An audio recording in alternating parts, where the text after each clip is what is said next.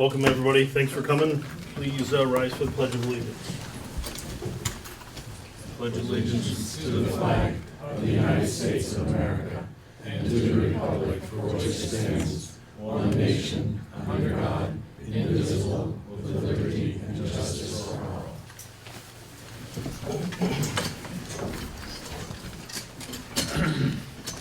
Any additions to the agenda tonight? No. We are going to be removing an item, new business line item 1, which is the discussion on the Vernon, Vermont website. We are not going to talk about that tonight. We're going to talk about it at the next meeting. Chair's remarks. Thanks everybody for showing up. This is the biggest turnout that we've had at a select board meeting in my 2.5 years of doing this. Appreciate everybody coming. Does anybody have any comments regarding non-agenda items? Seeing none, we move on. Cindy.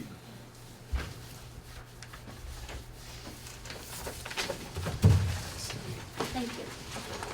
I'm here tonight to ask the select board to set the tax rate. For the municipal tax, it would be 0.4528, which is down by 2 cents from last year.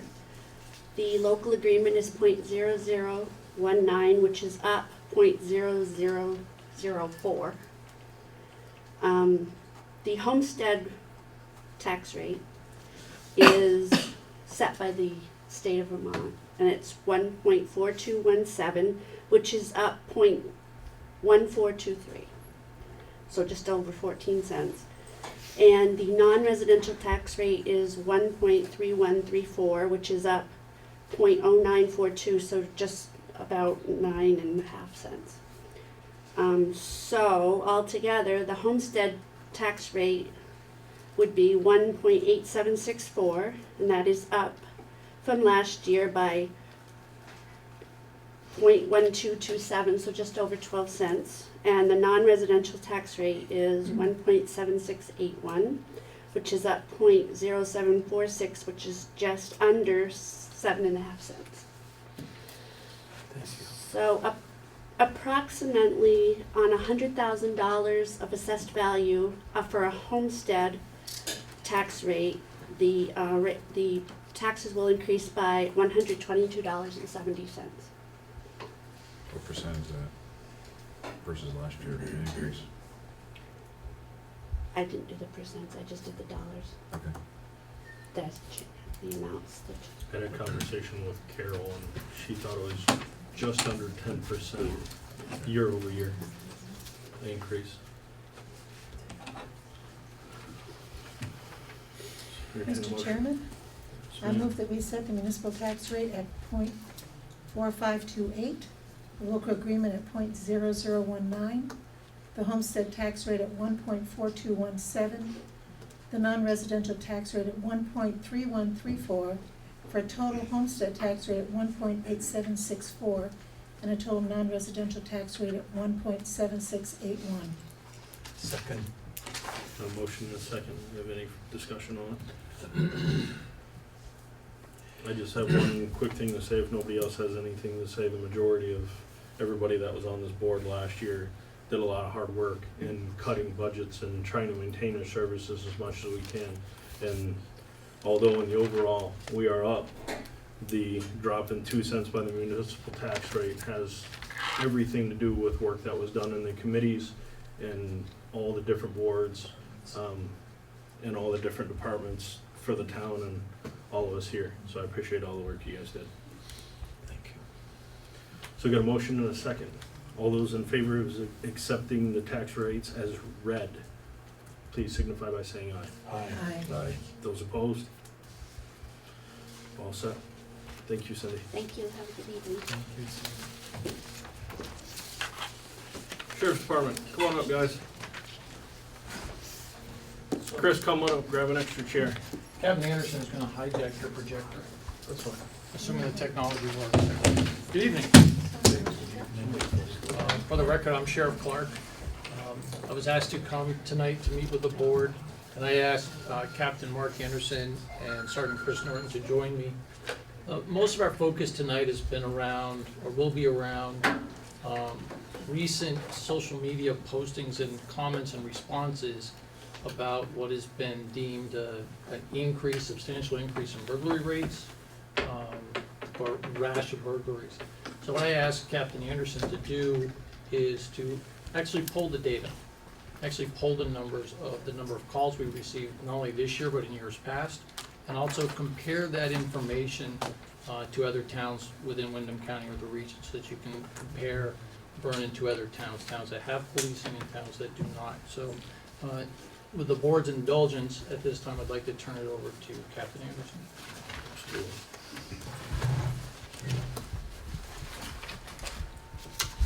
Can I zoom it out? Or Yeah, you move the cart. Manual. We're pretty high tech. Cool. We did put wheels on the car. Hey, you know what? Whatever works. So you have one. I prepared essentially the same thing that this slideshow will be.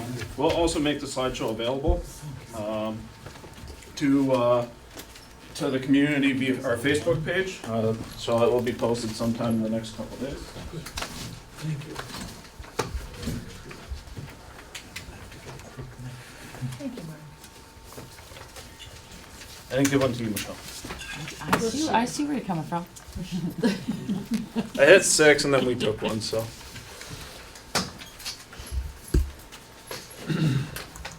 So, good evening, and good evening to everybody who's come out. As most of you know, I used to work down here. I have a fairly involved life down here, and as you also know from prior meetings, for those of you who were around when I was working in Vernon, I also like data. So I was in my wheelhouse playing with some of these numbers and looking at how things happen. One of the things that I want to be clear about when we talk about data is that the definitions and the inputs we put in can heavily change how information comes out. For example, if I talk about a burglary, what am I talking about? Many people will have different definitions of that, and so what we're defining the burglary as is based on our state statute. And so I summarize it here, which is that it's a person who enters any building or structure knowing that he or she is not licensed or privileged to do so, with the intent to commit any felony, a petty larceny, so the theft of goods under a certain dollar amount, a simple assault, or an unlawful mischief, so vandalism. Those are all sourced by definitions from Title 13. Burglary specifically sourced from 1201, Section 1201. So that's what we're talking about tonight. There will be other things that are theft related that are not burglary. And so we have to start defining what are we talking about and what is the issue at hand. I've been working on this for a very short amount of time. I haven't had much time to actually develop all of the information or go very in depth. So my disclaimer is, this is basically a 10,000 foot analysis of what's going on. And it's sourced around Vernon specifically, as well as Windham County and what we're seeing generally. So for this year, 2017, we have reported 2 burglaries, both of which occurred July 21st and July 25th, respectively. The prior year, there were 12 reported burglaries. In 2015, there were 3 reported burglaries. And in 2014, there were 5 burglaries. So that has been our observation of the amount of burglaries that have been occurring in Vernon since the Sheriff's Office took over in 2014. Of the burglaries that we have investigated, 7 have been closed. 5 of those were closed by the arrest of offenders. 2 of them were closed because once we talked to the victim about who had burglarized them, they refused to cooperate any further with any further prosecution. 4 cases have had evidence submitted to the Vermont Forensic Laboratory, and so we're waiting on analysis from the lab. The lab, when they process evidence, it will go based off of an internal triage method that they have. So cases that require some form of immediacy, say a homicide or a sexual assault, those will get bumped ahead of what is considered a property crime. While a burglary is a very personal crime, it does still fall into that property crime category as far as the forensic lab is concerned, and so it's going to receive a lower priority. And then finally, 11 cases remain active from this period of time. I apologize, this is a lot of information slammed right into a small space. For the select board's sake, this will also be in color on your very last page. And it's also a little bit easier to look at. And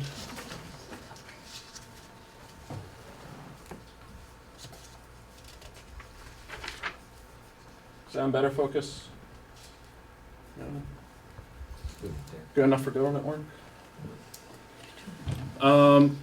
So that's the entire county from 2004 to 2014. This is information sourced from the National Incident-Based Reporting System, or NIBRS as we refer to it. This is all publicly available information from the Vermont Crime Information Center, which is where the information is sourced. One thing I want to make sure of tonight is that we are not going to be talking about the details of any active investigations, other than preventative measures and basic general concepts. We don't want to cave our hand to anybody. We don't want to give anybody an advantage. We want to win. So we're not going to talk about those tonight, which is why I source public data. I condensed this information into a slightly smaller or larger table, which is the following page for the select board. I would still recommend the colored printout, which will show everything for the county. And my methodology for selecting towns that were listed were for towns around Vernon, for towns with similar populations to Vernon, or with towns with similar crime rates to Vernon.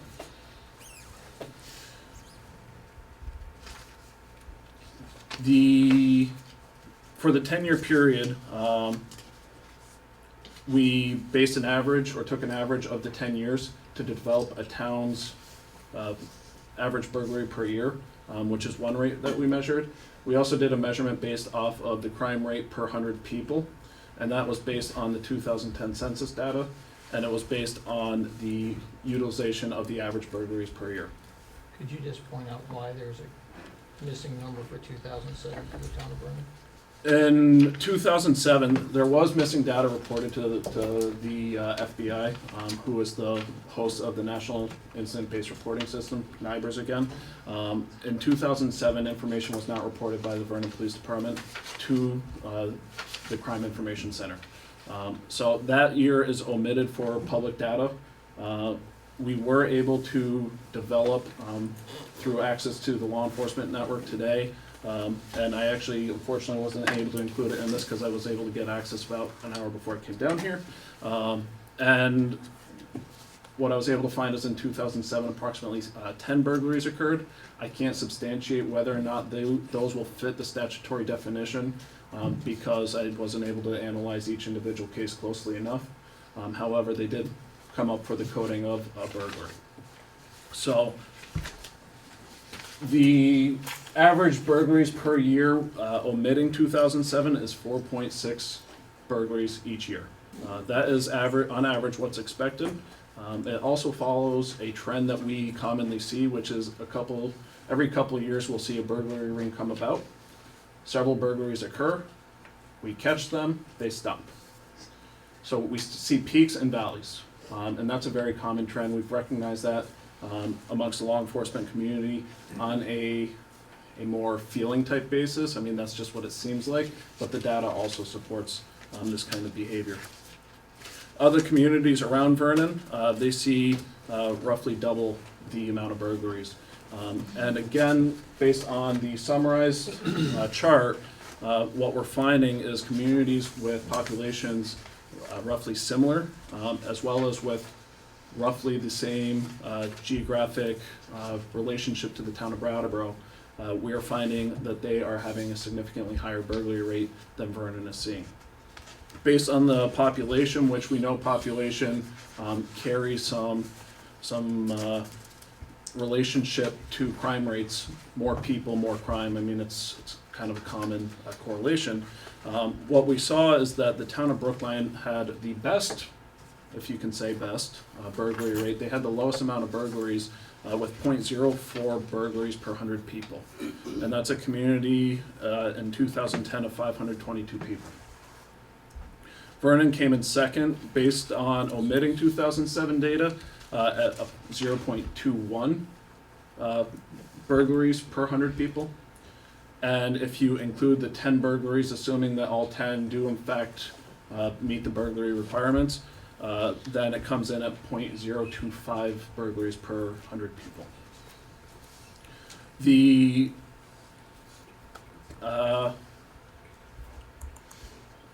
We included Brattleboro in this just to kind of show an upper limit on the data. They're at 76. They also have a population of 12,000 people. The amount of burglaries that they're seeing, I mean, that is one of those things that we're in Vernon inevitably going to see some bleed over coming from it. We know that generally a burglary ring will commit burglaries throughout the community, not throughout the town itself. And while it's not to say that a burglar won't go into a town and specifically hit that town, they often don't look at things from a governmental sense. They say, okay, we're going to Vernon today, we're going to Hinsdale tomorrow, we're headed to Northfield tomorrow. Now this is my really ugly graph. There's no real way for me to be able to represent this information other than to actually pull up the spreadsheet itself.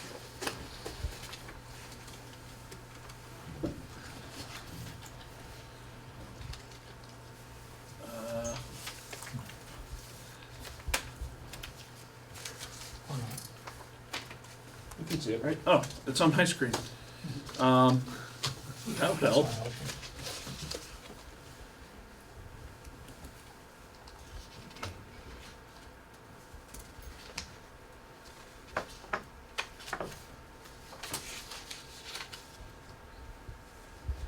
So I know that there's a lot of really colorful lines on there.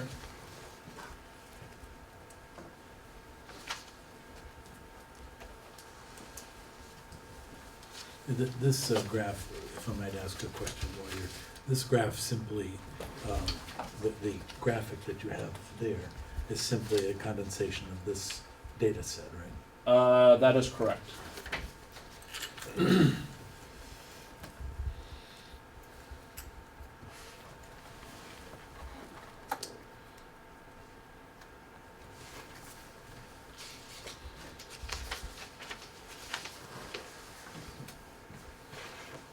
Alright, so pick a town, any town. We'll throw Vernon in there. That's an easy one.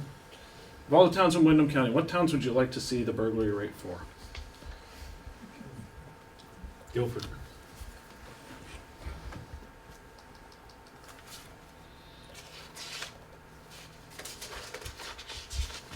The blue line is Guilford and the red line is Vernon.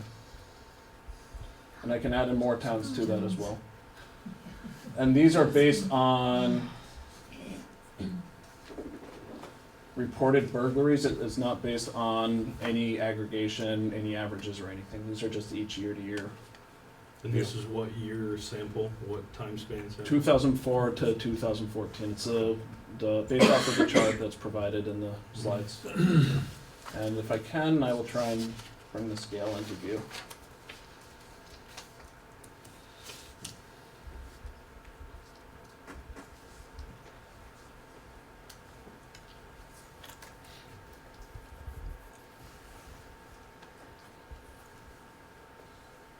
Any other towns? Say Putney and Dummerston, please. Would you like them overlaid or seen separately? Overlaid, please. Putney, Dummerston. So Dummerston is the blue line. The purple line is Vernon. The red line is Guilford. And the green line, I'm sorry, Putney's the green line. Dummerston's blue, Vernon's purple, and Guilford's red. The gap in 2007, again, that is based off of the year of missing data. And so that would probably be closer to the green line for that year. You estimated 10 that year? It's questionable, but There's 10 that were flagged as burglary. Looking at them, it could be a person reported a burglary and then another person also reported the same burglary. That has happened. It could also include things that don't meet the state statute. And so, like an example of that, we had a report in another town where a person broke into a fenced-in area, and that person was charged with burglary. And because of the language of it being a structure, it was not considered a burglary. So they were charged with 2 crimes, one of trespassing and one of grand larceny, whereas a burglary is an all-encompassing charge. So. Something you understand, so when we talk about the data that you see here, that's the public data through NIBRS, that's audited data, which means, so we submit it quarterly through our system. We use a program called Valcor, the state police use a program called Summit. That is sent to the Vermont Crime Information Center. And then they take a look at it, they'll even send it back. So we have someone in our office that will say, oh yeah, it's miscoded, or we don't have in the value of the property stolen. They make sure that whatever that, and there's a federal criteria for those codes, that the information we're submitting meets that criteria. So all the towns can do just what you're doing tonight, it's comparing data. So the reason that we're being very careful about saying what was the numbers for 2007, because they weren't formally submitted, they weren't audited. So we would have to go in and pull each one of those cases, take a look to see whether or not it met the criteria, both federally and state. So that's why there's that gap.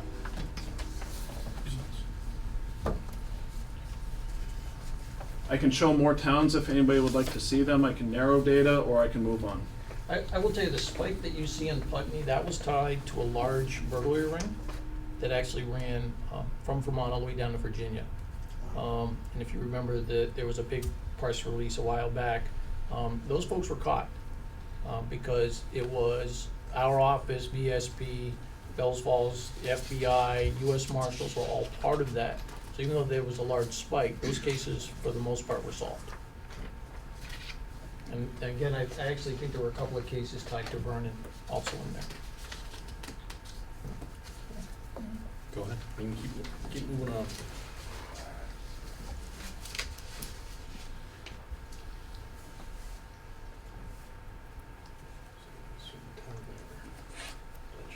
So some trends that we've observed, compared to other towns in Windham County based on population, again, per 100 people. And we chose per 100 people opposed to what's commonly reported, which is per 1,000 people, just because we're dealing with smaller communities.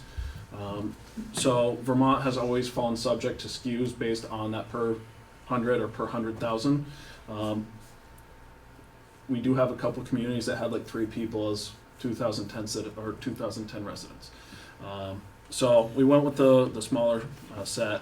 Vernon had the second lowest burglary rate compared to the rest of the county.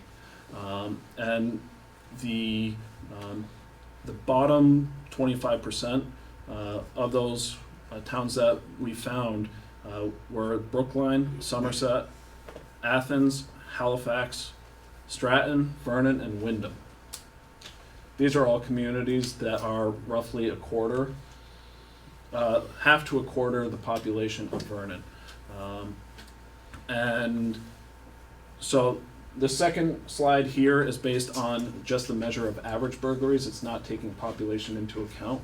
And Vernon still is at the bottom quarter of burglary occurrences. With that, I've asked Sergeant Norton to talk about prevention techniques. Because while we talk about it, and one of the things that I recall saying at meetings such as this, or on our page on Facebook, was, hey, do you have an inventory for your valuable goods? And everybody says, that's a really good idea. And I can follow up 6 months later and like, no, I haven't gotten into it yet. These are things that are good to be reinforced. They're good practices to set in place, and it takes a balance. I understand people have busy lives. We're living in a faster and crazier world. In which time is getting divided amongst many responsibilities. People are working on tighter budgets. People are working with more scrutinizers. So I believe it's an important piece for us to make reference to various prevention techniques, especially with the evolving technology out there and some of the trends that we've started to see growing out of the presence of social media. Sergeant Norton? I'll move.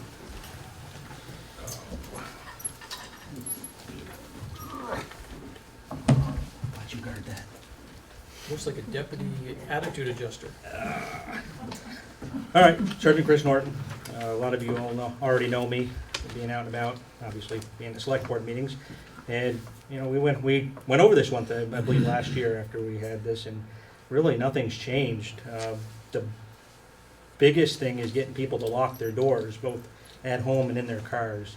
The unfortunate reality is no place in Vermont is safe from being broken into anymore. And that's just the reality of the world as it is now, unfortunately. A couple things that also I would suggest, shutting, when you're gone, shutting and locking lower level windows and doors. People can get in through windows just as easy as they can get in through a door, and if you leave, especially if you're going away for a couple days and you leave those windows open, it's, you know, just like having a door open for them to walk right in. And don't count on the air conditioner being in the window or fan to keep them out. I mean, they're just gonna push it right through. Big one, especially nowadays, social media. Don't tell people on Facebook you're going on vacation or you're gonna be gone. If you have an open Facebook site where anybody at all can just log on and see, they can get that information, lock it down. It's a best practice not to even do it, but if you're, you know, tech savvy enough where you can lock your account down, it's less of an issue, but, you know, once you put it out there on social media, it's not hard for somebody to find. Another big one is, you know, looking out for your neighbors anytime they're gone, whether it be work or on a trip. And, you know, hand in hand with that, if you see something, call the sheriff's department. It doesn't matter what it is. If you see a suspicious person, a suspicious vehicle, something doesn't look right with the house, anything, give us a call so we can come check it out. One of the more frustrating things that can happen is somebody actually sees something and waits several days to call, and it actually could have been helpful for us because we find out the house is, you know, there's been an attempted burglary or something of that nature. So if you see something, call. We don't mind coming out, not at all. And, you know, we're here, you know, at least 20 hours a day, and we've got people on call after that. If somebody needs to come out, we will come out for that. Another big one that gets my craw is when a crime has been committed. If your house has been broken into or something's been stolen, call us. Sure, there's a potential, maybe nothing can happen with it, but we need to know at the least that something has happened so we can keep track of trends on the computer, so we know where we gotta pay extra attention, do extra patrols. I mean, the reality is, almost daily I get requests for extra patrols in certain parts of town, whether it be for speeders or, you know, people on vacation want their homes checked, or, you know, just for suspicious activity. And it's very helpful if I can triage my time and my deputy's time to know where they need to go to have the most impact. I used this example the other day. You know, I was out on West Road because of the recent break-in out there, doing extra patrol out there. And, you know, unfortunately, luck of the draw, well, there was a break-in on the other end of town. That sometimes may happen, but at least if it's reported, we can have an idea of where to look.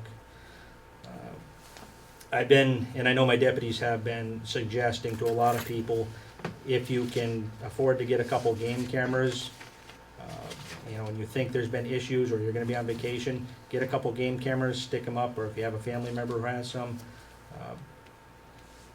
it can be invaluable to helping us figure out who's doing things.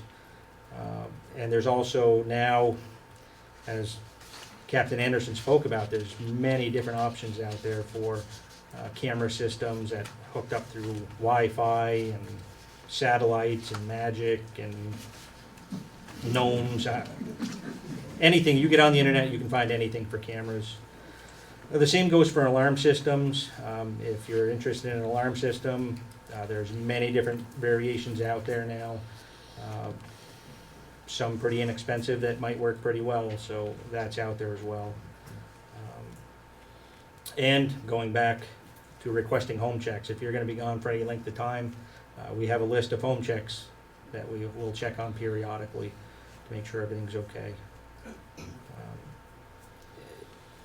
it's just a lot of common sense. It's hard to break past behaviors, but, with very few exceptions, people are getting into homes and cars because they're left open. Every once in a while, we'll have a forced entry, but it's not really that often at all. Rarely do we have a car window broken to get inside to steal something. Homes the same way, maybe a couple a year, if even that, are actual forced entry. And it just, just remembering to lock up. We're not in a place anymore where you can just leave things unlocked and unfortunately not worry about somebody getting in. It's just a roll of dice. Eventually, it's probably going to happen. And that's what I have. And again, to add to what Captain Anderson or Mark was saying, most people now, you have a digital camera on your phone. Take a photo of the things of value in your home, particularly serial numbers. Think about things that have value and easy to pawn. Your video games. Big televisions are not, believe it or not, not a high value item. They're hard to move and hard to pawn. But your PS4 and your PlayStation, or whatever, those are very easy to pawn. We can do more with a serial number than we can probably with an image of the person who took it, because we know the places to go. And then their video systems show them actually selling the property and getting the cash for it. So just take, if you have firearms, take a picture of the firearm in total and a close-up of the serial number. Because then we can enter that information into the National Crime Database. If that gun is recovered anywhere in the country, we're gonna know. Now we've got to start putting that link together. Nothing is more frustrating when we know a place has been broken into, we know items have been stolen. We say, well, do you have a serial number? No, I don't.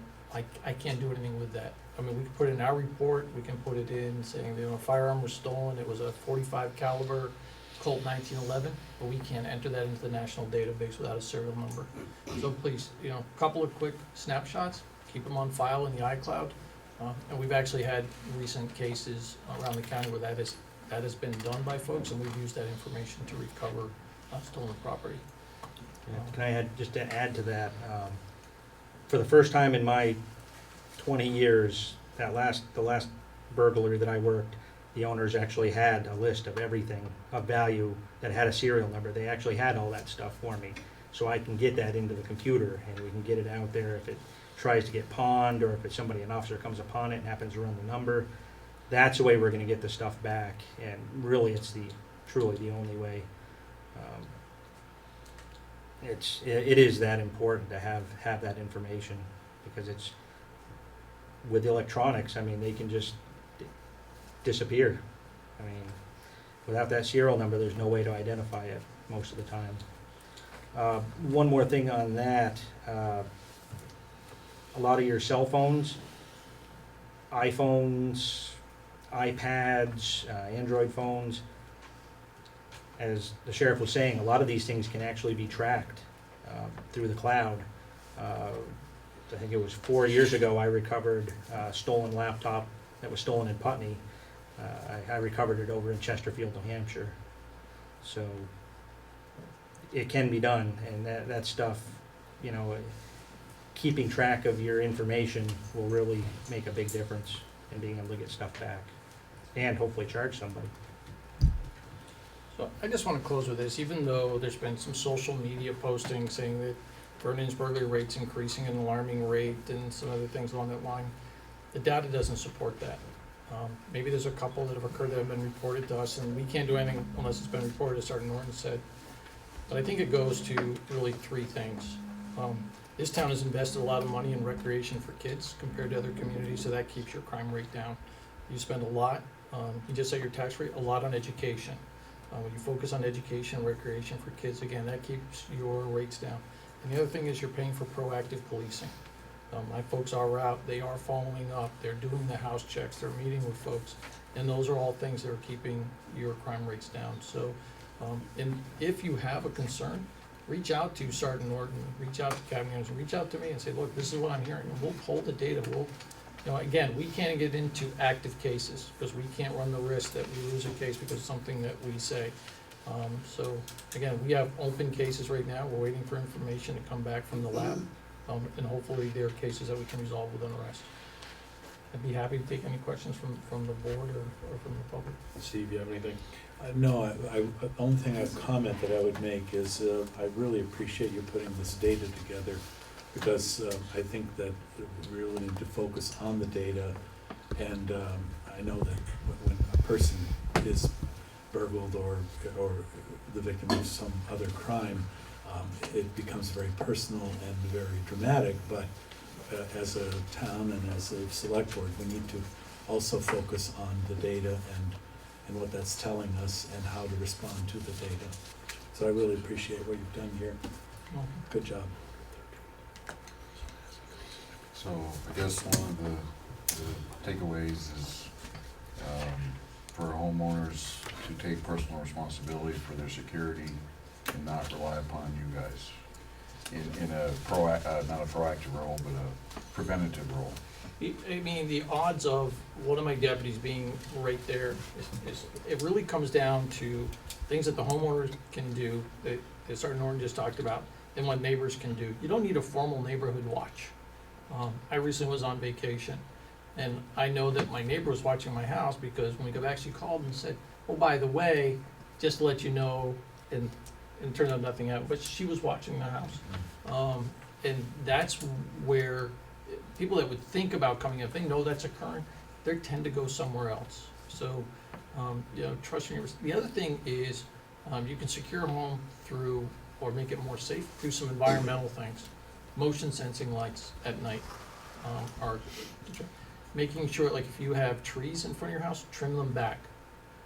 Don't, if you have a hedge or a bush that's in front of a window, that's just an opportunity for someone to go in through that window and not be seen. So if you trim it back, and there's things that you can Google online around, environmental or landscaping for security and safety. Very low cost things that you can do. But you're absolutely right. It comes down to homeowners, and even, renters doing the right thing, and neighbors just keeping that, and reporting everything. Even if you don't think it's important, that's data that we can use, that's information.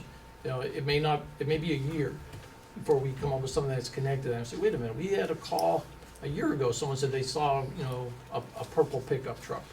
Now I've got this purple truck, what other cases? And we start tying things together. Often cases hinge on little information. It's not like what you see on television, someone saw the murder. It's a bunch of people that report things to the police and we track it. Every call is recorded in our office, everything is logged in our office. And often, we'll get, we do get calls from people saying, I really don't want a police response, I just wanted you to know. And that's recorded, that's logged, we track that, and that's always very helpful when we have that information available to us. So the other thing was record serial numbers, take pictures of what you don't want to lose. Oh, I love those. I love cases where, I find this, I recently worked a case with a stolen firearm. We actually connected to a burglary that occurred in Westminster that afternoon because the homeowner had taken a photo of his firearm, and we're like, I got it. It's right here.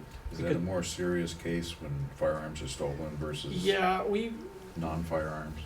It's not more serious as far as statute goes. We're always concerned when firearms are stolen because where do they end up?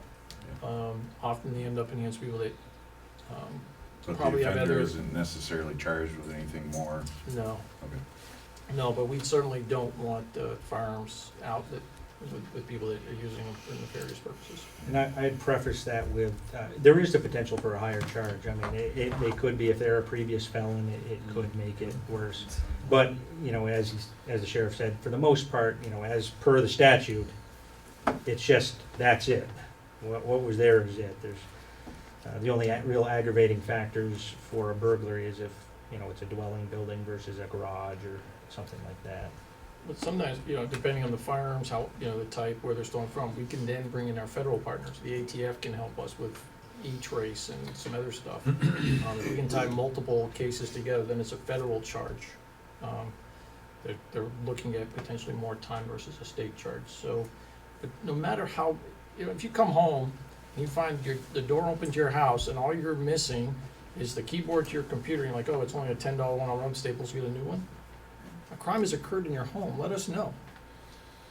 It may only be a $10 keyboard that somebody wanted for some reason, report it. And the other part that goes, If you came home and you saw smoke coming out the front windows of your house, would you go into your house? You'd call 911 and wait for the fire department to show up. If you come home and find that someone's kicked in the door into your house, why are you going in? Yeah. And if someone in my office or some dispatcher said, why don't you check see if everything's stolen? Then call again and keep calling. Because I do not want you going into your home if you think someone else has gone in there. Let us go in, make sure it's safe. We will then escort you through your home to verify what has been stolen or damaged, and we'll help you document it. But please do not go into your home if you think someone has broken into it. That's why my guys, I give them body armor and guns. Let them do their job. I use the analogy, you wouldn't go into your home if you thought it was on fire. If you do, well, you take a lot of risks. Again, to add on to that, not only the safety factor, if you go inside and start pawing around at your stuff where stuff was taken, it's pretty much just a lost cause for us even to try to get fingerprints, because they're gonna be yours. Any other questions from the board or from the? Sandy, do you have anything? So when something happens and there's a break-in, we hear about it one way or another. It would be nice if when you solve it, we hear about it. We do issue press releases. I know, but those aren't, Right, the difficulty is often they're tied to multiple break-ins, but you're right, we think we're doing it by, press release, we do it through Facebook, we have a Twitter account, we, do it through local media.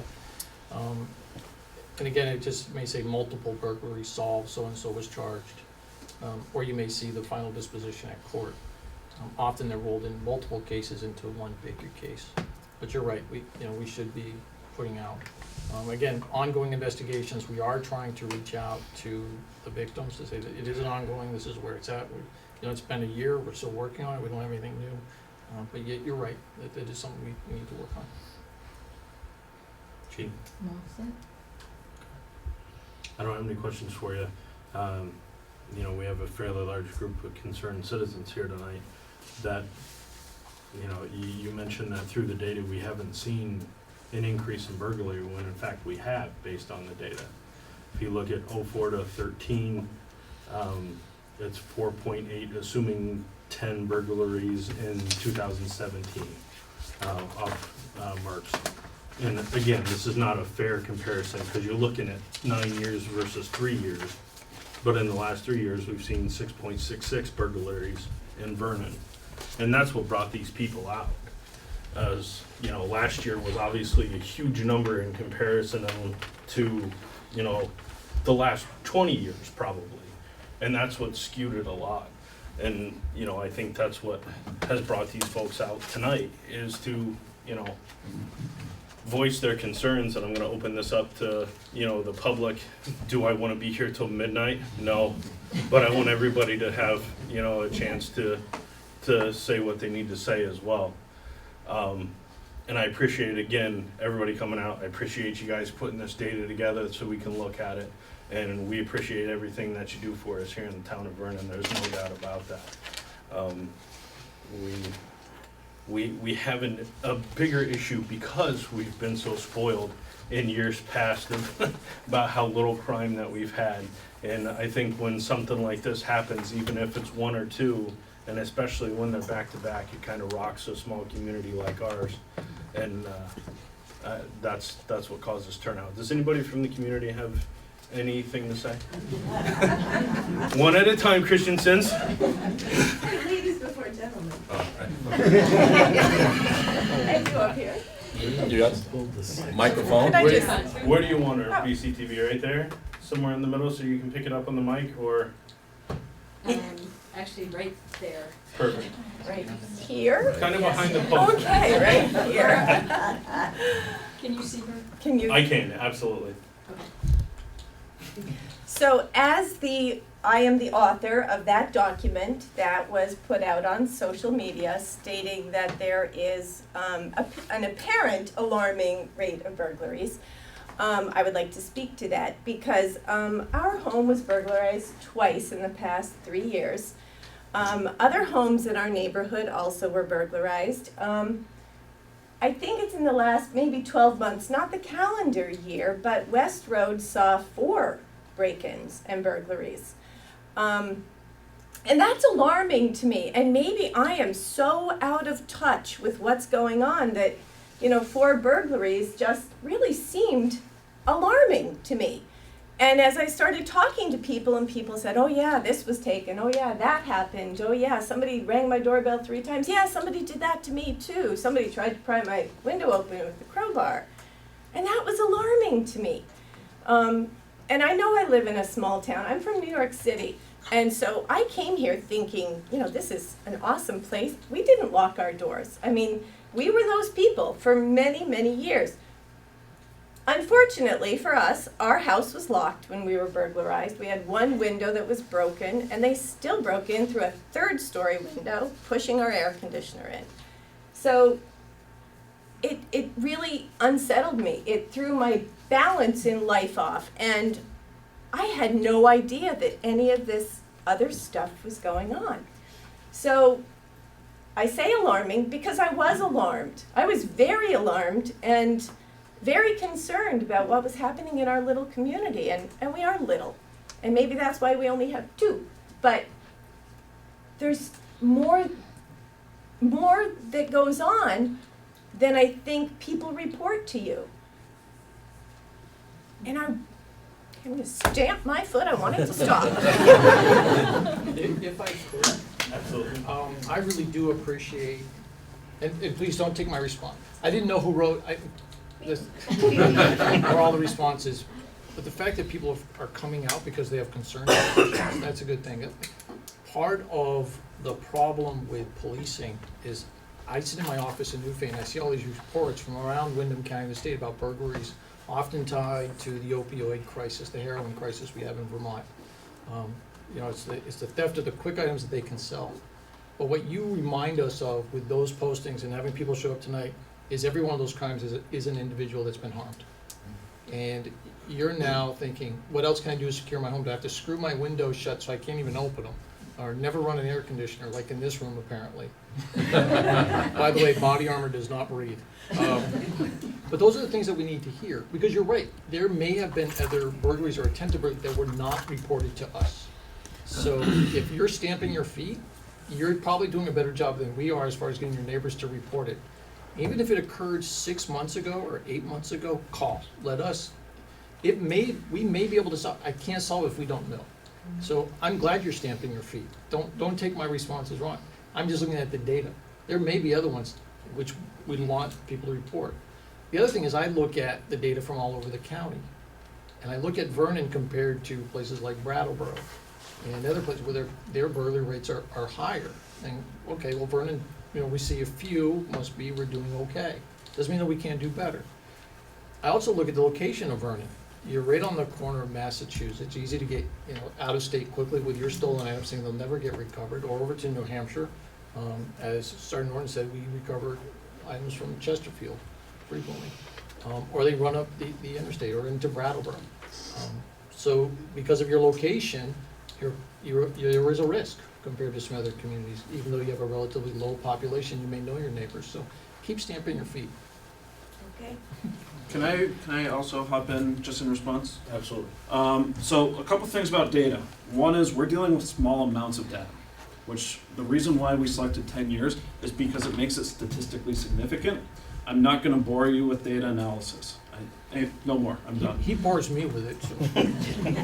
But we used a large sample because it provides an accurate assumption based on the information presented. When you take small snapshots, especially when you're talking about 1, 2, 3 incidents, the data can be representative of a trend that we can't see. It can be irrepresentative of a trend because it's just not there. It's very easy to draw false conclusions based on skew data or insufficient data. So there's 2 burglaries that occurred this year. In terms of data, that's insignificant. And I'm sorry, that's just the science behind it. But that's huge. And I say this, and I preach this piece on traffic safety. We talk about the deaths in Vermont, on the roads in Vermont. And why do we stop cars? And we stop cars because we know that speeding cars, impaired drivers, and distracted driving is what kills drivers. When we talk about the numbers, down in Georgia, they're talking in like the 900s and thousands. In Vermont, we're talking in the 40s and 50s. And people are like, well, if we talk with with other states, they're like, you guys only have that many? They don't understand how many people we have, but we look at it when we're teaching traffic safety, when we're talking about burglary investigation, when we're talking about any case. A contact with the police is one of the most involved and most passionate contacts a person might have in their life if they are not usually contacting the police. It is insignificant. The story I tell our new hires was when my mom's garage had something stolen out of it. She calls me and says, what do I do? And I called her and said, call the police. She said, but I don't want to bother them. To her, this was a significant thing, a significant waste of their time. She called. The key is to let us know, because there are unreported things. Bureau of Justice Statistics actually does a survey, just calling random people in the United States saying, have you ever had this crime occur? Did you report it? And if they say no, it goes on this report. That's a report that happens because there's so many crimes that were not reported. One of the things that was interesting, we did include in the slideshow, there was one arrest made between 2004 and 2014 for burglary, one. There was 60 plus cases and there's only one arrest. There have been 22 since we've been here and we've solved 7 of them. I'm proud of that number, and not because we have 11 active investigations. 11 active investigations sometimes means that evidence that we could have collected was destroyed. Or it could mean that serial numbers weren't there, and so I say, what's the serial number? I don't know. I don't have a way to be able to respond to that. So we want to deal with good data. We want to be able to represent data in a objective way. But we also want to keep in mind that you have had a very terrible crime happen to you. And it's a crime that's very personal. And there's other people in this room that I recognize that have also had this crime happen to them. It sucks. I don't want to see this happen. I know our deputies don't want to see this happen. It's stressful for us as well when we can look at it and say, I see pieces here, but I don't see the full puzzle. And we work to put that puzzle together. It does take time. It's not CSI. We're not in the crime drama. We're trying to put that together. Serial numbers, we just had a gun recovery out of New York City 2 years ago. And that was a gun stolen before I worked here. Sometimes it takes time, but then we were able to trace it back and back and back and back, and they were charged federally. And that's a good feeling. But unfortunately, it wasn't a good feeling for the many years that occurred in between. So we do try to put effort into every single one of our cases, and we do get overloaded sometimes with cases, and sometimes things fall through the cracks. I had one person call me, I'm not sure if she's here tonight, but somebody called me following up on behalf of a friend, saying they had no idea what happened. They thought that the case was just closed. And I looked at it as I said, no, it's waiting for results from the lab, but the friend had no idea. So one of the things I've asked Sergeant Norton to do is to contact all the people with the active cases, or have the investigating deputy contact all the people with an active case, and just give them an update to let them know. That's a process that we normally do.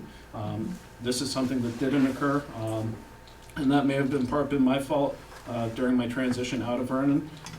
But no less, I asked the people, please just be patient with us. We are working on it. And if you ever have a question about it, you can always call us.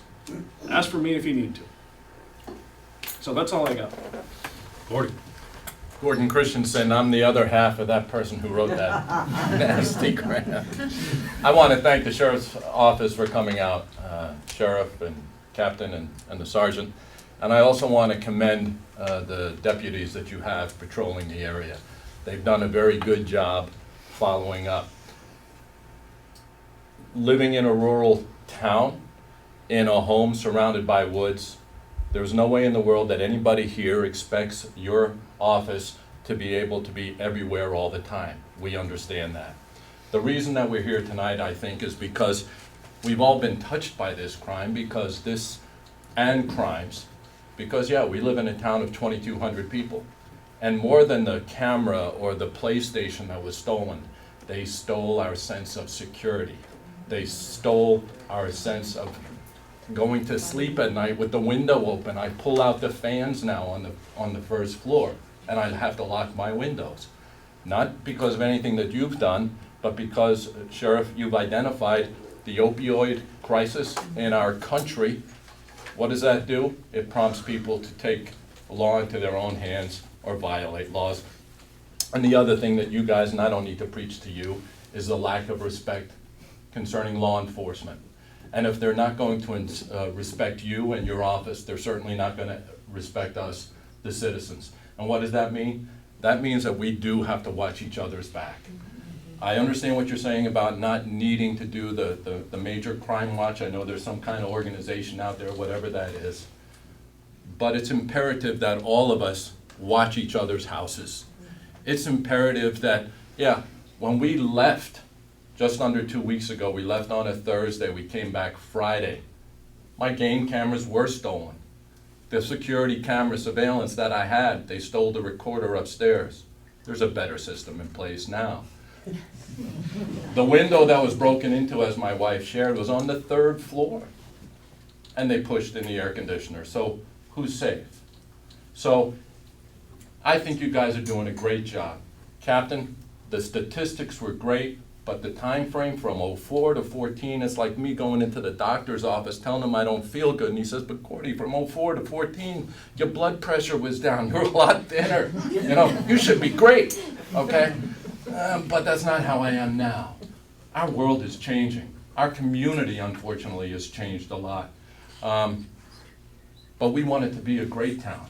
We don't want it to be a mediocre town, and we want to see the numbers drop just like you do. So we're here today because, again, we've seen things. And what I'm hearing coming out here and what my wife has heard from going door to door, and the same thing with Deputy Upton, going door to door. I watched him a week ago Sunday night, and he was knocking on doors like he was an Electrolux salesman. He did a fantastic job gathering information. He should be commended for that. But what he got was a lot of information, and so did my wife, about events, about cars that drive up and down the road slowly, that don't belong in our community, that aren't owned by anybody that we know. And when asked what you're doing there, I'm looking for so-and-so, and they make up a name, and they drive away. Or the windows that have been pried with pry marks left on them. I appreciate the definition of burglary, but there's a lot that goes on in our small community that unfortunately doesn't get reported to you, that we do see. And that's why what we're trying to do is just raise awareness. That's all. I wasn't exactly thrilled with my wife when she says, I'm going to post everything that was taken. You know, you took my humidor and a new case of cigar. Come on! Who walks around in the woods like this? The increased surveillance, the patrols, all great, but seriously, one duck behind a tree and you see your cars coming. Unless you got some heat sensor, you know, guns, that would be cool. You can give those out. We actually do. All right, so all that I'm saying is I just needed to share with the community. Thank you all for coming out and the support, and I know that this affects us all. You know, we're not getting any younger. You know, we can't run as fast as we want to. And so I just want to say thank you to the board for this time. I want to thank the Sheriff's Department for what they're doing. And again, thank you for all of us, but we need to watch each other's backs. And if you don't see something right in your community, I mean, the occurrence that happened on the south end of town, middle of the day. So anyway, keep your eyes open. If you don't see something, call the Sheriff's Department. Put them on speed dial. They should be in your phone. That's all. Thank you. Anybody else have anything? Come on up. So, You gotta come up and stand where Sorry. BCTV sees you, I'm sorry. bummer. Name. Yes, can you identify yourself? I'm Jenny Mills. Thank you. I live on West Road. Last June, we were robbed. And my husband, who's the safety officer of the world, left a window open in the back. And they went in through that. But he had been out of work for months and was home every single day. And so the house was being watched. And so I want to put that out there. Whoever's doing this, they're watching our houses. They know when you leave. I do have to say the nightmares are back, because the minute Detective Upton showed up, I said, no, this is not happening again, please.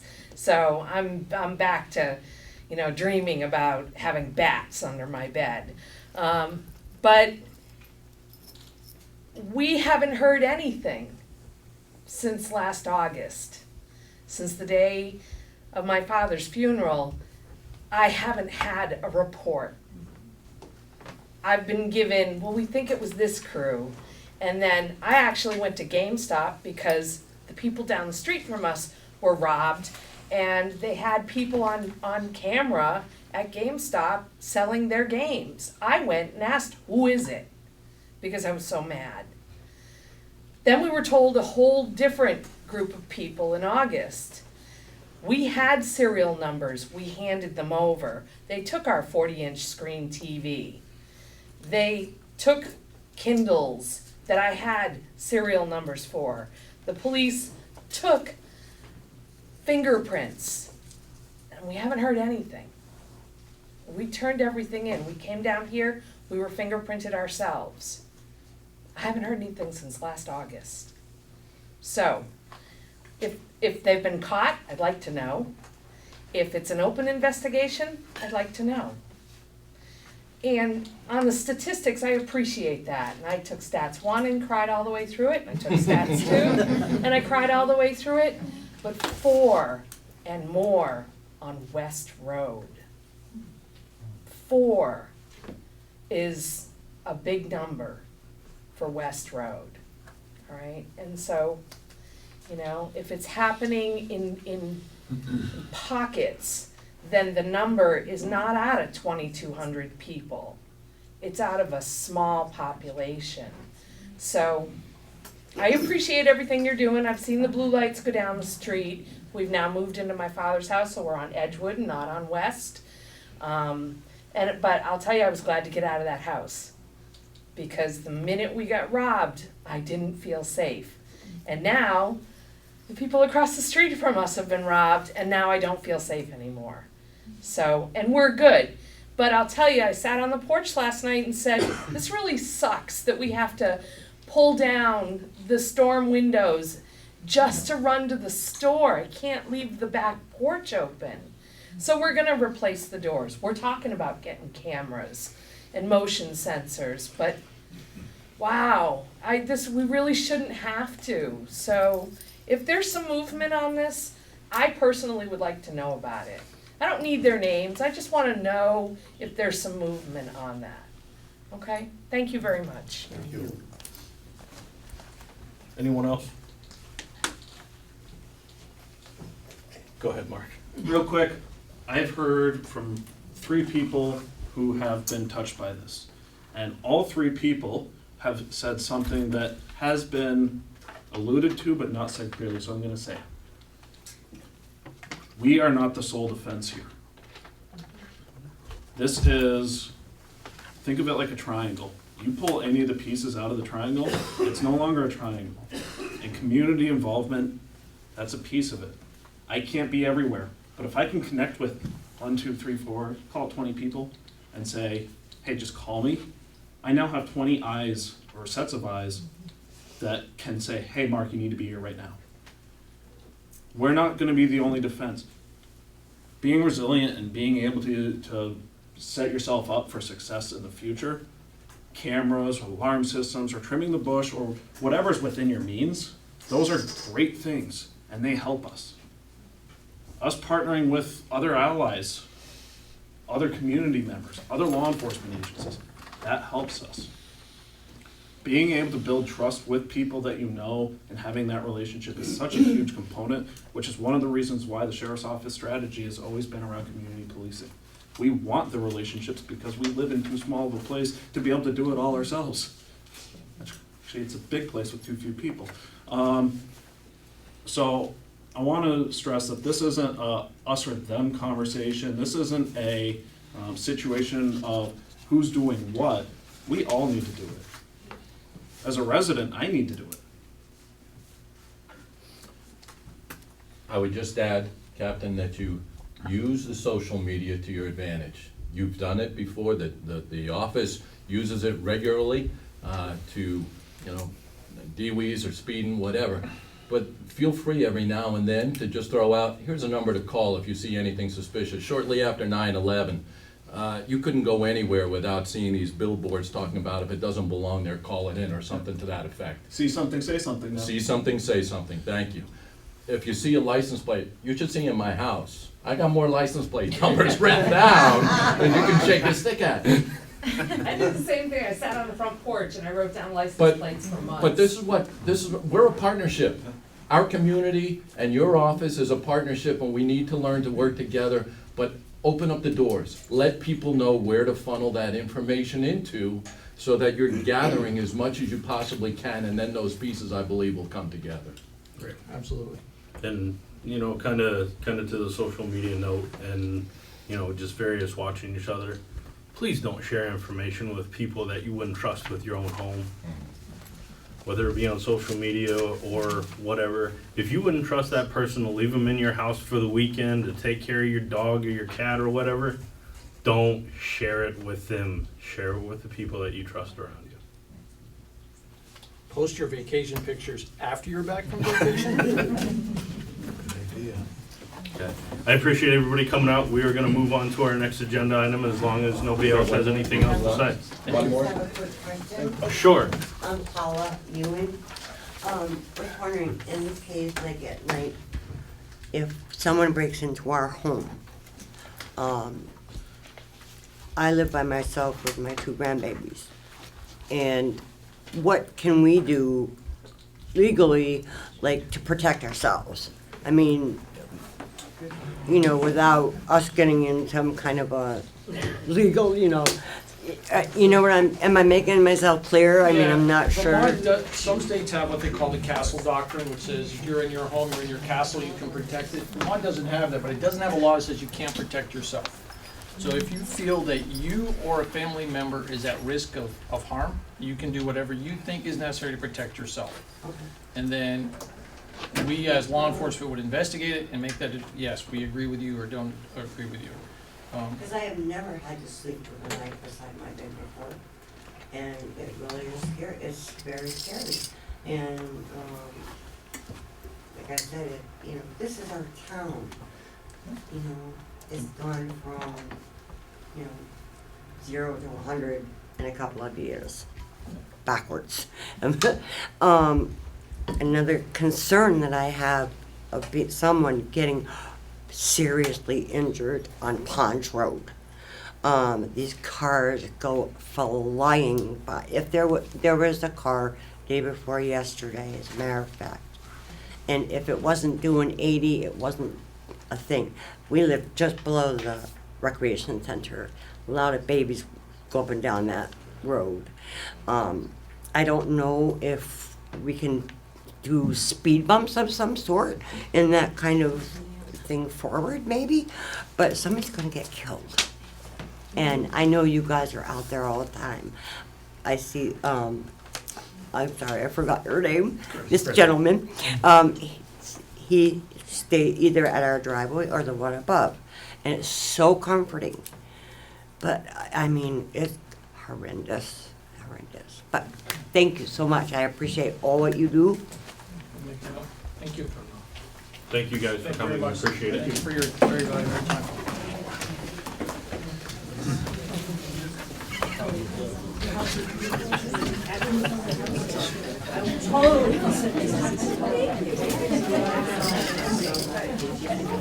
I didn't hear what you said. We're gonna let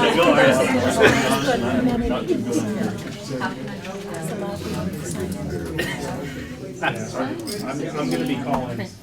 Okay, guys, let's keep going. Approval of minutes, regular meeting, July 18th, 2017. Mr. Chair, I move that we approve the minutes of July 18th of the Vernon Selectboard as Could we do one correction? Hey, everybody out in the audience, if you can wait to talk till you get outside so we can continue our meeting, I'd appreciate it. Thank you. Jean Carr needs to be added to those present. that's interesting. Because it says members absent. Members absent, none. But you're right, absolutely. You were going. Is that the night you came in late?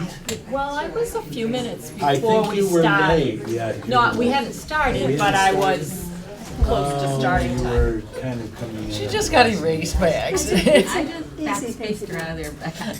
Just like All that, right. because Well, I'm with almost that at the bottom. addition, As corrected. yes. Okay,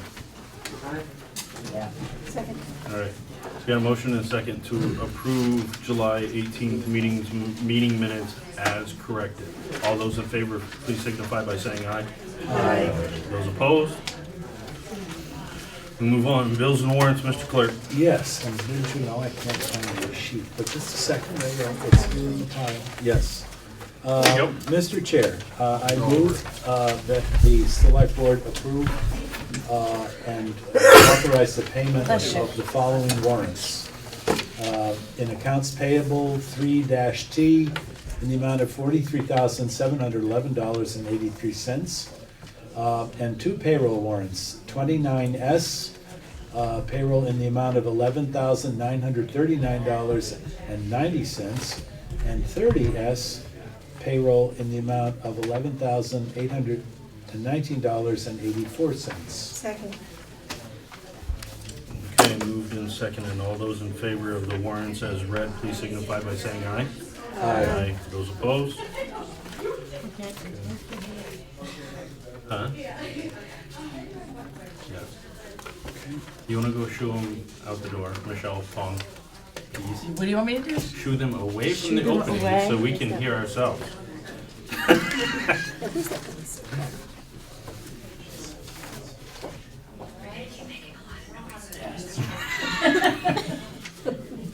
The Butterfields are here.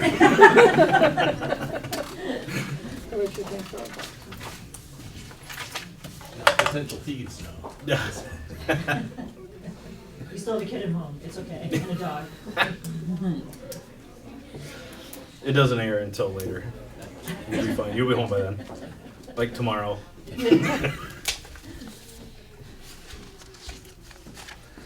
Okay, Department of Public Safety advance notice to proceed EOC grant. We need to sign it. Yep. So moved. Can I get a second? Second. Moved and seconded to sign for our EOC grant. All those in favor, please signify by saying aye. Aye. Was this intentional? I know, it's. Which office is this anyway? Department of Public Safety? Oh, well, never mind. That's who hands us the money, so. hey. Yeah, I know, it's, let's hope it doesn't come through printed upside down.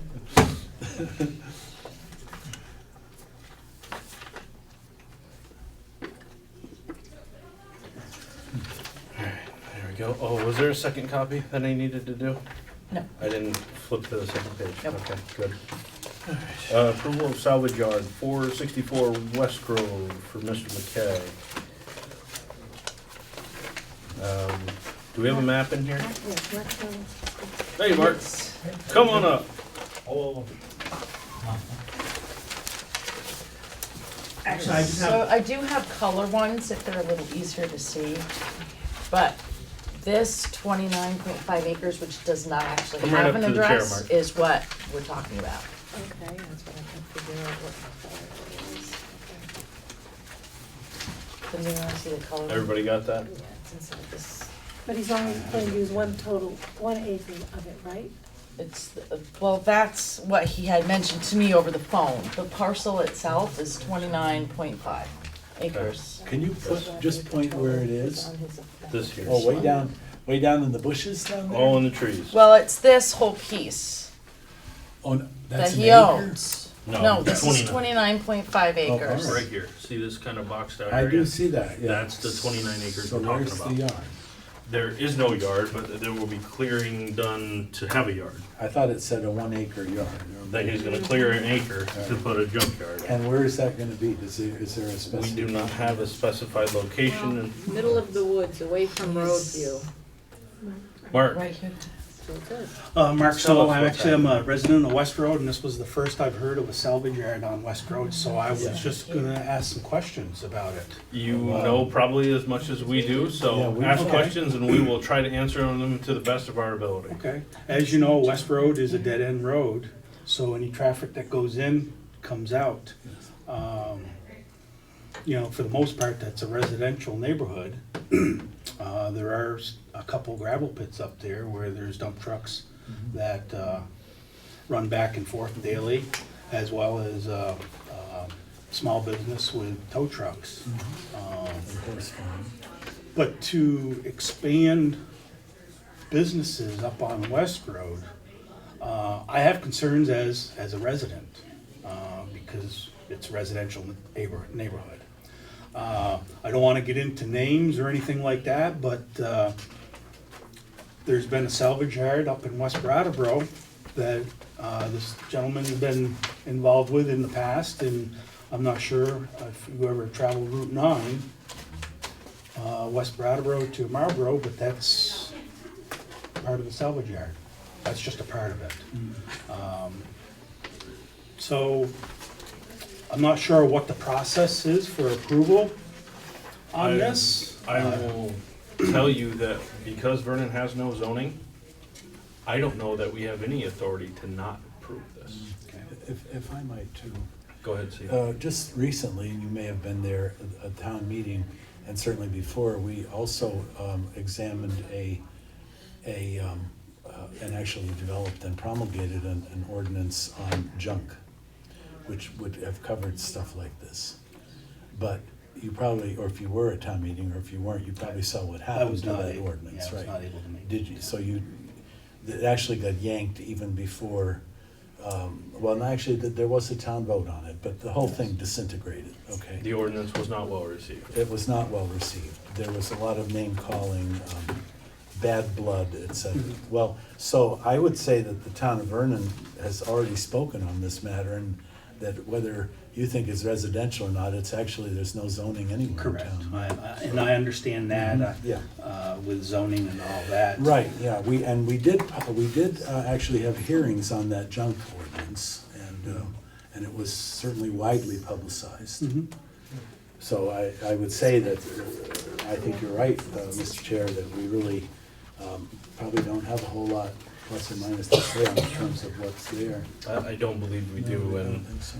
because of the certificate of approval being fairly specific about what, and where it's gonna be, I can't say specific.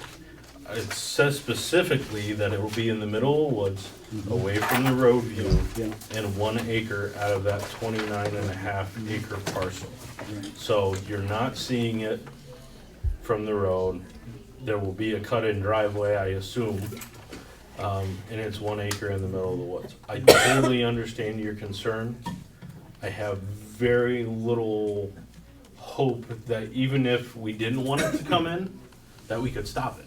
Okay. Because of the lack of zoning in Vernon, and because of, to Steve's point, that's what our junk ordinance was about, is to keep things like this from coming into Vernon. It was not well received at all, at all. for various different reasons, which town meeting, what happens at town meeting is what happens in the town. So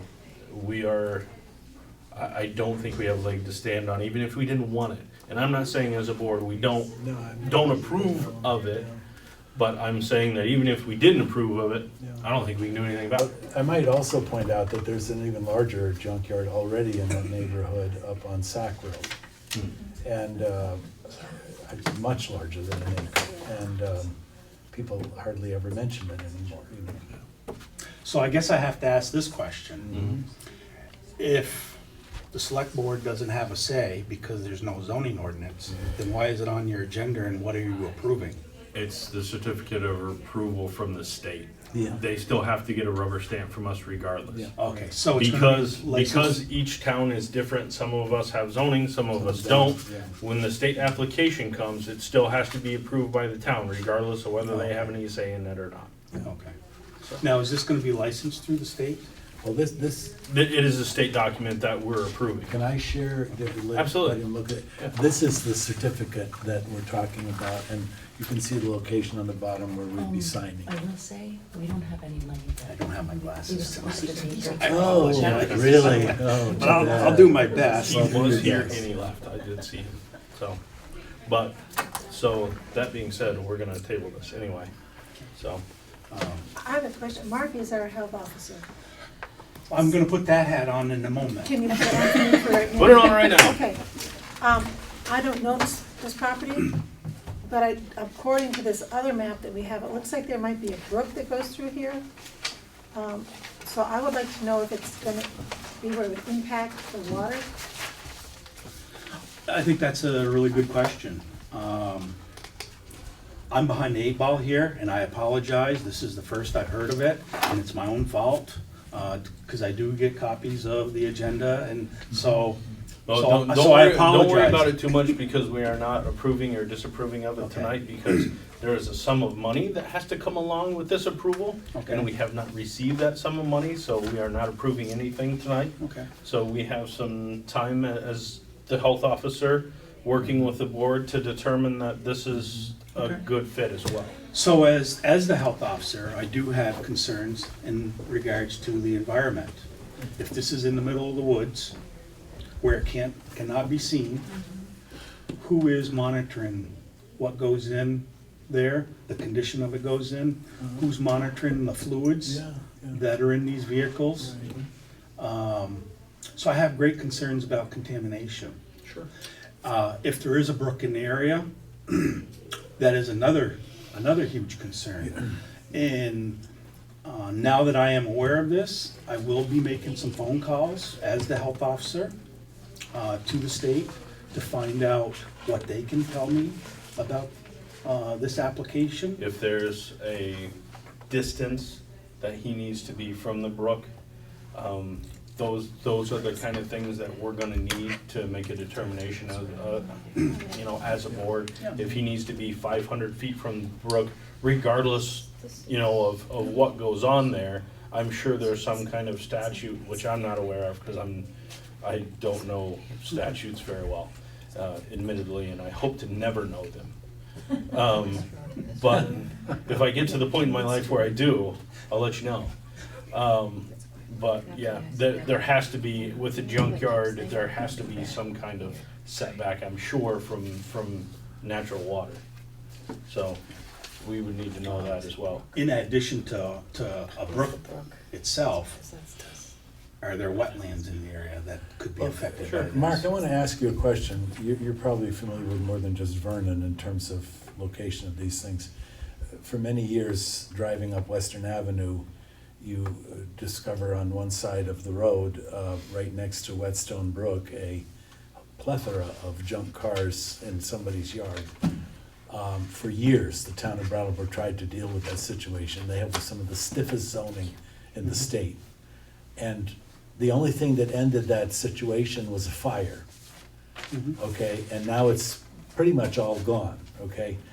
Here in Vernon, we tried to take a proactive approach to this situation, and we put together a junk ordinance, which covered things like leaking vehicles. Did you read that at all? Yes, I did. You did, and did you think of that positively or I negatively? did Where think were of you it- on those? I did think of that in a positive, but Yes. I did have a local person call me to voice concerns about that. I felt it was a positive thing. I'm not into over-regulating communities.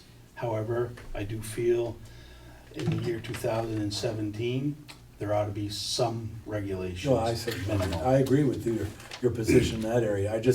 I almost was thinking we had perhaps, did we actually have you to one of the hearings? I don't know that you ever came to one. No, and I apologize Well, for it's that. not your fault. We should have probably specifically asked for your input, but I couldn't imagine it not passing.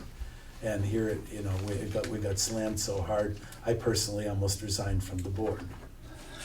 Well, I think that in Vermont, people feel that their home is their castle and they can choose to do what they want there. Until their neighbor is doing something that might affect them. Correct. But unfortunately, people don't view it that way. Oh, no, I know, they're very selfishly oriented, that's why, yeah. Well, only thing I can tell you right now is we've got this application in front of us, I guess we're waiting on a fee. Yeah, But so I don't we're gonna table it because we don't have the fee in front of us. Exactly, right, yeah. So. I as- personally would like to see where it is in Sure. proximity to the bid, Yep. but. So, as a health officer, if you could look into those concerns for us, the environmental concerns about the location of the salvage yard. As I said, you know, if he can find a 1 acre square in the middle of that 29 acres that fits all the criteria to be a safe, environmentally friendly salvage yard, we have no choice but to approve his application. And I understand that. But More or we less obviously want to make sure that the environment is taken care of as well. And you're the man that determines that with the state. Right. All right, thank Okay. you. Thanks, Bart. Appreciate it. So Anything else? there's nothing to indicate that abutters should be notified of this potential, because getting the information out is difficult if you didn't purposely notify each abutter. Yeah, I don't believe because of the lack of zoning that we have, Yeah, there's no. it doesn't matter. It doesn't matter If anyways, I even wanted to if they set up say a no. junkyard in my backyard right now, Yeah, and Mark didn't see anything wrong with it environmentally, right. on my tiny little 1 acre Right. strip, I can start driving cars out there right now. We were actually, advised actually that one of the values in having an ordinance such as the one that we did pass and then rescinded was to give you the equipment to be able to take the steps like you're trying to do right now. Yes. Because apparently you don't have that ability right now to just enter someone's property, is what, the way I understand it. Is that true? I do, if a health officer receives a complaint, All right. Okay. we are to investigate any potential And you're able health to hazard go on or someone's potential health property hazard. without a warrant? We don't just walk onto people's property Like a without search approval. warrant or We something? we go and explain to the individual that we received a complaint and the reason for our visit. Right. And we would like to investigate. And if they tell Typic- you no, then what do you do? Typically, we get cooperation. Really?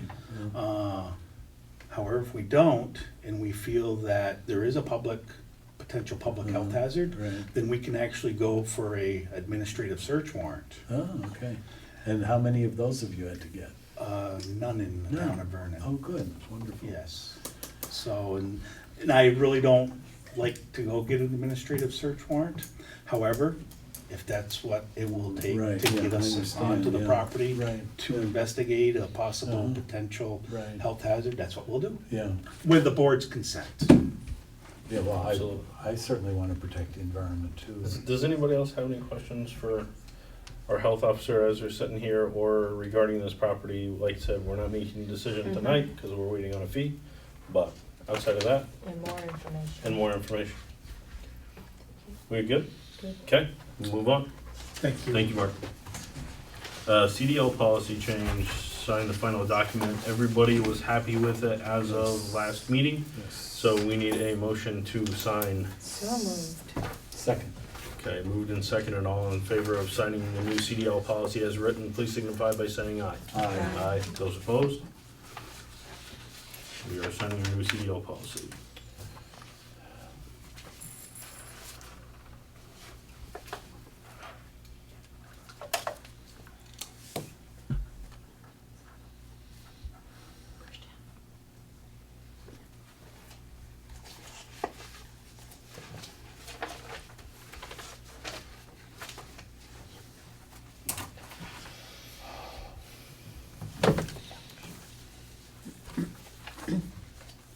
Oh, I signed it too? Yeah, everybody gets a Oh signature. my God's sakes, look at that. I had no idea. Everybody wins a I thought I only prize. required one signature. There you go. Thank you. Yeah. All right, public participation agenda items only. Seeing none.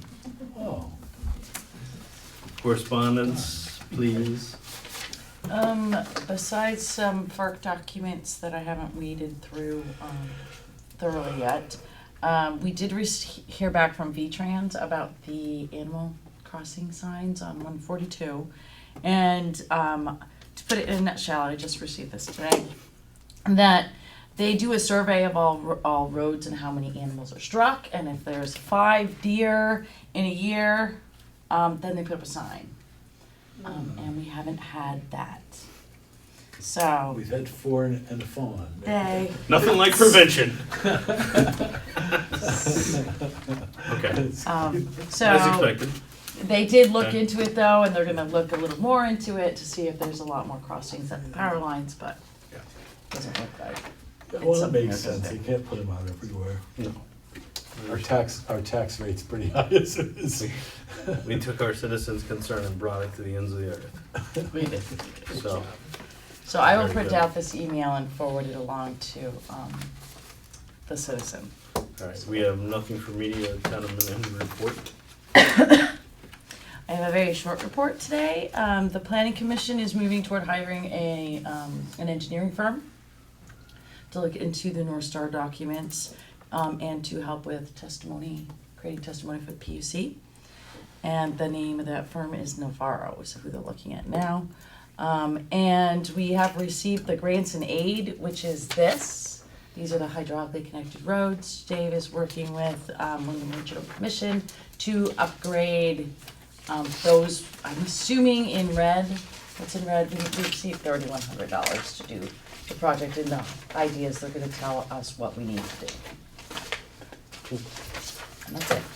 I hate to ask this question, it's probably very obvious, but a hydraulically connected road is, I believe it either goes along a waterway or water crosses underneath it. well, that makes sense. The second thing you said, it's wherever the brook runs under the road. Isn't that interesting? It's I had never, connected, let's see, if it's I had- bisected by a stream. perfect. Yeah. Oh, you have. Or within Or- 100. Down at the bottom of the map Yeah. is the description of the If I roads. just read the fine Yeah. print, I'd be there, wouldn't I? I'm sorry, never mind. Or within fine. I I 100 just wasn't feet. reading very well. No Wow, problem. look at that. So upcoming meetings, regular select board meeting, as we all remember, we moved to August 22nd instead of the 3rd Tuesday of the month. It will Yes. now be the 4th Tuesday of the month. Right. State Government Municipal Day Workshop, September 15th in Montpelier, 19th St. Johnsboro, 22nd Rutland. That is all I have. And The Board of Abatement. Oh, yeah, Board of Abatement meeting is next Tuesday at 6:30, right here. As select board members, we need to be here. Next Tuesday. Yes. It's 2016. Doesn't matter whether it's 2016 or not. We have a handout on that. Yes, you do. Gives you all the information about next Tuesday's abatement here. We have information about that in Yes, you here? do, it's in your packet. It is? Yeah, there About it what? is. The abatement hearing. It's It's right in front of you, 2016. actually. We don't have- 2016. That's all it is. Oh. You'll get full information at the meeting. Okay? All right, we're adjourned.